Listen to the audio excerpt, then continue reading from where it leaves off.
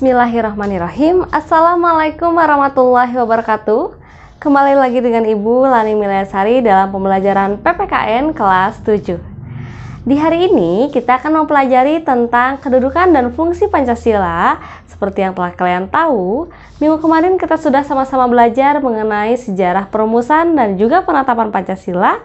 Dan kalian juga sudah mengetahui siapa saja tokoh-tokoh perumus Pancasila. Oke, sebelum kita mulai, Ibu akan coba cek pengetahuan kalian dulu ya. Coba, ada yang ingat tidak? Siapa sih tokoh yang satu ini?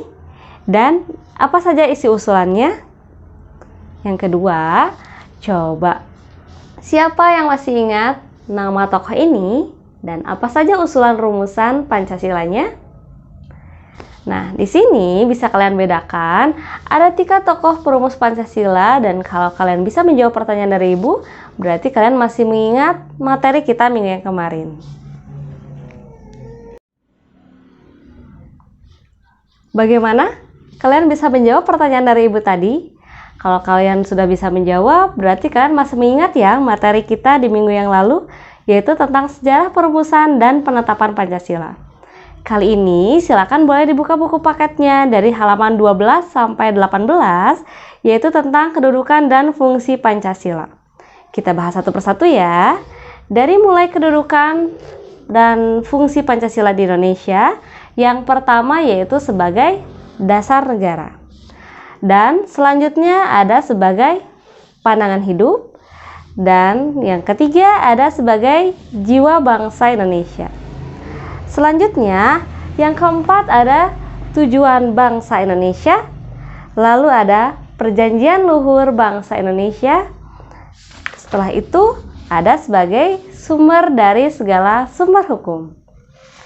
Untuk lebih jelasnya, silakan boleh disimak video yang satu ini ya, mengenai kedudukan dan juga fungsi Pancasila di negara Indonesia. Arti kedudukan dan fungsi Pancasila.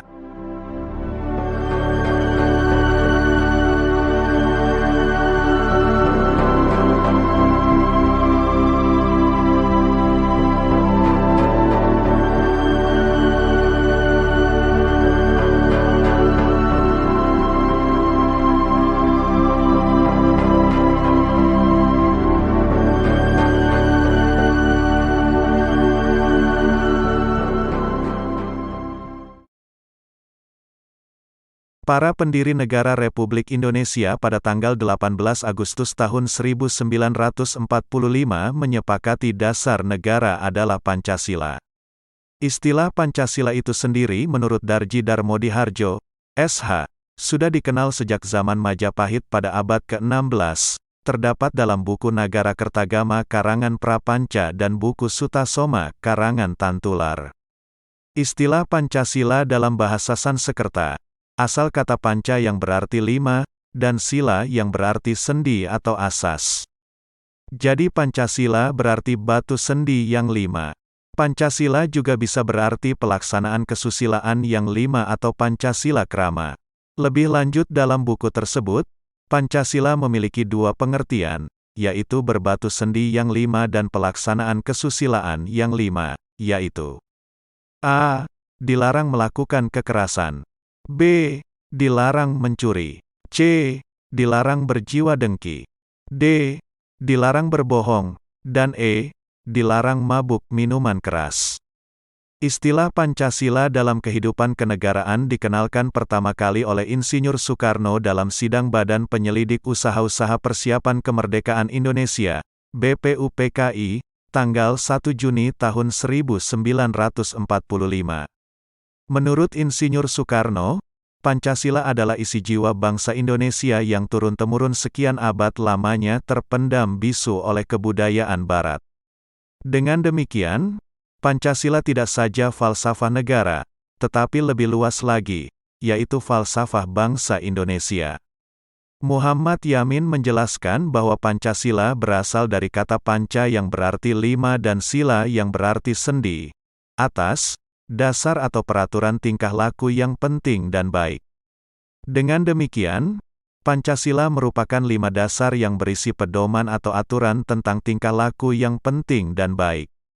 Pancasila sejak tanggal 18 Agustus tahun 1945 ditetapkan sebagai dasar negara sebagaimana tertuang dalam alinea keempat pembukaan UUD Negara Republik Indonesia tahun 1945. Secara umum fungsi dan peranan Pancasila menurut TEP MPR Nomor 3, MPR, 2000 tentang Sumber Hukum Nasional dan Tata Urutan Perundangan dinyatakan bahwa Pancasila berfungsi sebagai dasar negara. Hal ini mengandung maksud bahwa Pancasila digunakan sebagai dasar untuk mengatur penyelenggaraan ketatanegaraan negara, yang meliputi bidang ideologi, politik, ekonomi, sosial budaya, dan pertahanan keamanan.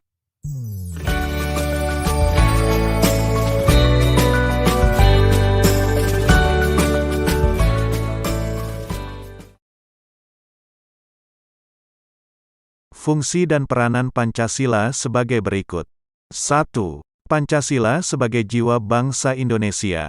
Pancasila sebagai jiwa bangsa berfungsi agar Indonesia tetap hidup dalam jiwa Pancasila. Setiap bangsa dan negara tentu memiliki jiwa. Dalam hal ini, Pancasila menjadi jiwa bangsa Indonesia. Pancasila sendiri telah ada sejak bangsa Indonesia lahir, yaitu sejak proklamasi kemerdekaan. 2. Pancasila sebagai kepribadian bangsa Indonesia. Pancasila sebagai pribadi bangsa Indonesia memiliki fungsi, yaitu sebagai hal yang memberikan corak khas bangsa Indonesia dan menjadi pembeda yang membedakan bangsa kita dengan bangsa yang lain. 3. Pancasila sebagai sumber dari segala sumber hukum. Pancasila sebagai sumber hukum berfungsi sebagai sumber hukum yang mengatur segala hukum yang berlaku di Indonesia. Semua hukum harus tunduk dan bersumber dari Pancasila. Setiap hukum tidak boleh bertentangan dengan Pancasila. Setiap sila Pancasila merupakan nilai dasar, sedangkan hukum adalah nilai instrumental, penjabaran dari nilai dasar. 4. Pancasila sebagai perjanjian luhur. Pancasila sebagai perjanjian luhur telah berfungsi dan disepakati melalui Sidang Panitia Persiapan Kemerdekaan Indonesia tanggal 18 Agustus tahun 1945. Walaupun disahkannya Pancasila hanya oleh sebuah panitia persiapan kemerdekaan Indonesia, tetapi PPKI sebenarnya adalah suatu badan yang mewakili suara rakyat. Jadi, Pancasila merupakan hasil perjanjian bersama rakyat. 5. Pancasila sebagai cita-cita dan tujuan bangsa Indonesia. Pancasila sebagai cita-cita bangsa memiliki fungsi, yaitu untuk menciptakan masyarakat yang adil dan makmur. 6. Pancasila sebagai satu-satunya asas dalam kehidupan berbangsa dan bernegara. Pancasila sebagai satu-satunya asas adalah sebagai konsekuensi ditetapkannya Pancasila oleh bangsa Indonesia sebagai dasar negara dan juga merupakan perwujudan melaksanakan Pancasila secara murni dan konsekuen. 7. Pancasila sebagai moral pembangunan. Pancasila dijadikan kerangka, acuan, tolok ukur, parameter, arah, dan tujuan dari pembangunan.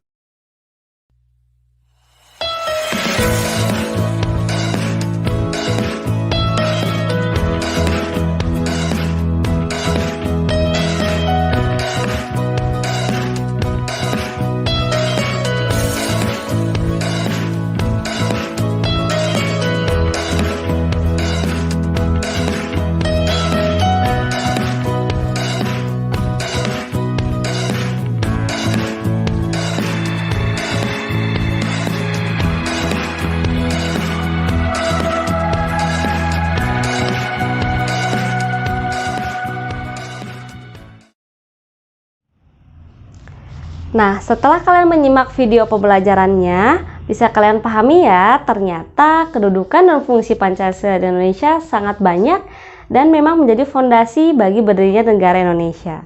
Seperti yang kalian ketahui, Pancasila tidak bisa diubah, tidak boleh seperti bahan Undang-Undang Dasar, karena Pancasila merupakan sumber dari segala sumber hukum yang menjadi fondasi berdirinya negara Indonesia. Sekarang, supaya kalian lebih memahami mengenai materi, kedudukan, dan fungsi Pancasila, kita akan melaksanakan evaluasi dan melaksanakan diskusi interaktif di kolom komentar ya. Untuk lebih lanjut, silakan boleh dibaca buku paketnya. Apabila ada yang ingin ditanyakan, tidak usah ragu untuk bertanya. Oke, cukup sekian pembelajaran kita kali ini. Mudah-mudahan kalian bisa mengambil manfaatnya dalam kehidupan sehari-hari dan menerapkan Pancasila sebagai fungsi yang seharusnya seperti yang sudah kalian ketahui, menjadi jati diri bangsa dan juga kalian terapkan dalam kehidupan sehari-hari. Kita berjumpa lagi di pembelajaran PPKN selanjutnya di minggu yang akan datang. Mohon maaf apabila ada salah-salah kata. Akhirul kalam, wabillahi taufiq wa hidayah. Wassalamualaikum warahmatullahi wabarakatuh.